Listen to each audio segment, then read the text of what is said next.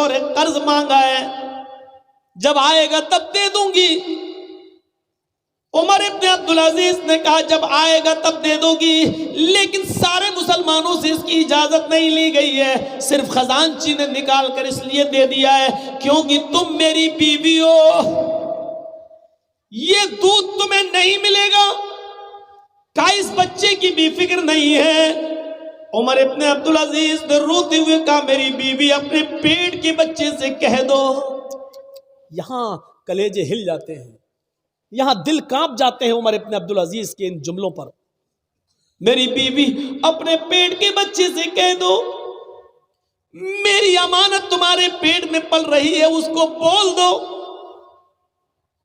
کہ اگر مسلمانوں کی امانت میں خیانت کر کے ایک پیالہ حرام کا دودھ تجھے پلایا جائے تب تیری زندگی بچ جائے گی، اور اگر نہیں ملے یہ حرام دودھ تو مر جائے گا۔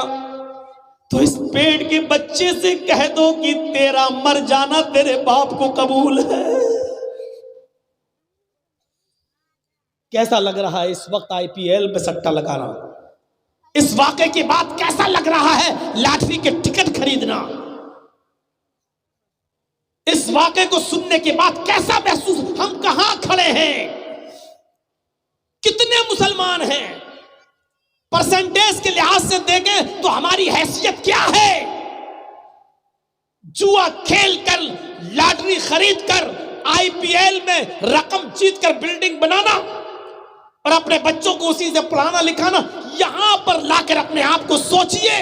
عمر ابن عبدالعزیز اپنی بیوی سے کہہ رہے ہیں اگر اس ایک پیالے کے حرام دودھ کے پینے سے تیرا بیٹا میرا بیٹا بچ رہا ہے اور اگر یہ نہیں ملتا ہے تو مر جائے گا، تو اس بیٹے سے کہہ دو کہ بیٹا تیرا مر جانا تیرے باپ کو قبول ہے۔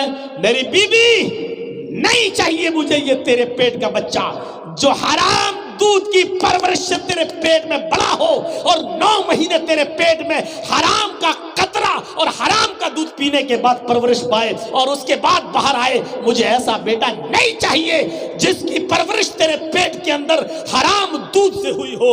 مجھے ایسے بیٹے کی چاہت نہیں ہے، اگر مرتا ہے تو مر جانے دو، مجھے اس بچے کے مر جانے کی فکر نہیں ہے، مجھے اس کی فکر ہے کہ قیامت کے دن میرا رب مجھے اپنی عدالت میں کھڑا کر کے یہ نہ کہے کہ تم نے مسلمانوں کی امانت میں خیانت کر کے ایک پیالہ دودھ اپنی بیوی کو پلایا، اس کی اجازت تمہیں مسلمانوں نے دی تھی یا نہیں دی تھی؟ مجھے اس کے سامنے جواب دے ہونا ہے، اللہ کے سامنے کھڑا ہونا ہے۔ میری بیوی اگر یہ بیٹا مرتا تو مر جانے دو، مجھے اپنے بیٹے کا مر جانا قبول ہے، لیکن مال حرام کا ایک پیالہ دودھ پلانا مجھے گوارا نہیں ہے۔ سوچئے اس جگہ پر لا کر اپنے آپ کو، بڑے سے بڑے ترم خاں بنے بیٹھے ہیں، بلڈنگوں کو دیکھو، عالی شان مکان کو دیکھو۔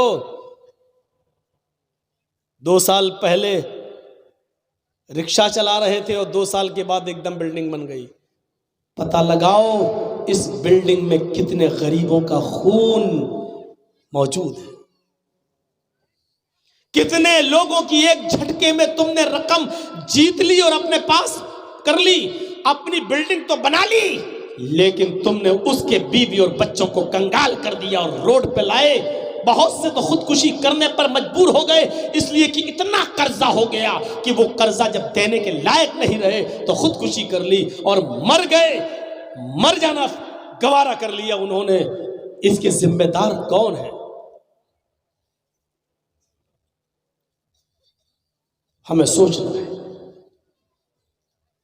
ہمیں اپنے معاشرے کا جائزہ لینا اور اپنے سماج کا جائزہ لینا ہے۔ ایک ابو بکر صدیق کا واقعہ آپ کے سامنے رکھیے، ایک کھجور وہ بھی دھوکے سے کھائی، اس کو بھی نکال دی۔ ایک عمر ابن عبدالعزیز کا منظر سامنے رکھیے، عمر ابن عبدالعزیز کا منظر سامنے رکھیے۔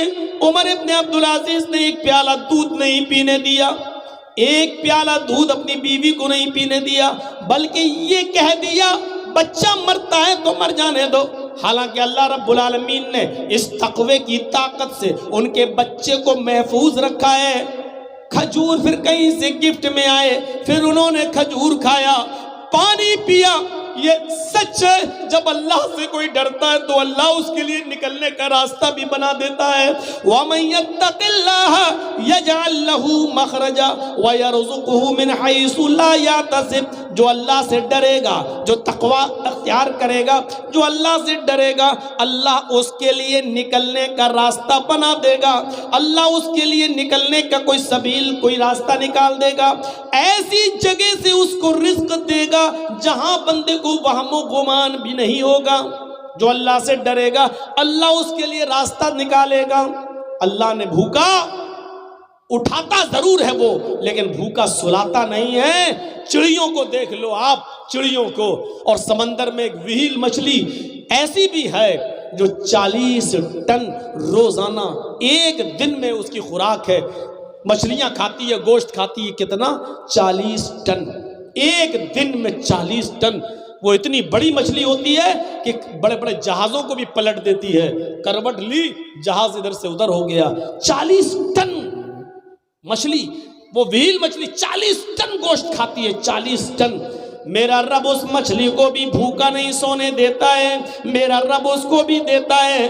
جس کو 40 ٹن گوشت کی ضرورت ہے اللہ اس کو بھی دیتا ہے۔ 2 روٹی، 2 مٹھی بھات کھانے والا، 2 مٹھی چاول کھانے والے۔ تو اپنے بھائی کی زمین بھی اپنے نام کرنا چاہتا ہے، اس کا جوئے کے ذریعے مال بھی جیتنا چاہتا ہے، آئی پی ایل کے میچ میں سٹا لگا کر اس کی کمائی پر بھی قبضہ کرنا چاہتا ہے، یہ تیرا بھائی ہے۔ اللہ کے نبی فرماتے ہیں المسلم اخو المسلم، مسلم مسلم کا بھائی ہوتا ہے، مومن مومن کا بھائی ہوتا ہے۔